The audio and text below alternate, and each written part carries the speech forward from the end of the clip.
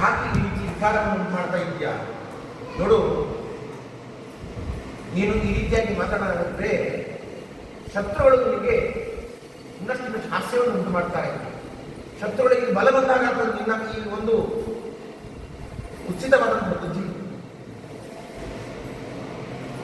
ನೀನೇ ಅವತ್ತ ಅಂತ ಹೇಳಿ ಕೌರವರಿಗೆ ಯುದ್ಧವನ್ನು ಮಾಡ್ತಾರೆ, ಕರೆದುಕೊಂಡು ಹೋಗುವುದು ಅಂತ ಹೇಳಿದ್ದು. ಇಲ್ಲಿಗೆ ಬಂದ ಮೇಲೆ ಅವರನ್ನು ನೋಡಿ ಅವರ ಸೈನ್ಯವನ್ನು ಕಂಡು ನೀನು ಭಯಭೀತನಾಗಿ ಯುದ್ಧವನ್ನು ಮಾಡುವುದಿಲ್ಲ ಅಂದರೆ ಏನರ್ಥ?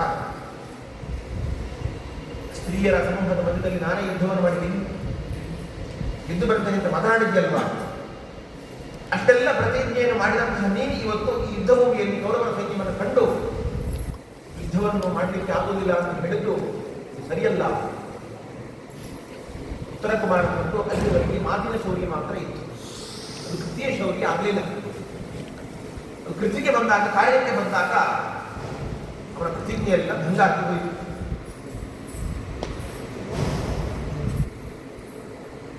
ಒಂದು ವೇಳೆ ನೀನೀಗ ಯುದ್ಧವನ್ನು ಮಾಡದೆ ಗೋವುಗಳನ್ನು ಮತ್ತೆ ಹಿಂಪಡೆಯದೇನೆ ವಾಪಸ್ ನಗರಕ್ಕೆ ಹೋದರೆ ನಗರದಲ್ಲಿರುವಂತಹ ಆ ಎಲ್ಲ ಸ್ತ್ರೀಯರು ನಿನ್ನ ಹಾಸ್ಯ ಮಾಡ್ತಾರೆ, ಏನು ಮಾಡ್ತಾರೆ?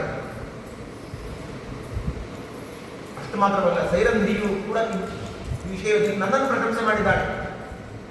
ಈ ಬೃಹನ್ನಡೆಗೆ ಅಂತಹ ಶಕ್ತಿ ಇದೆ, ಸಾಮರ್ಥ್ಯ ಉಂಟು.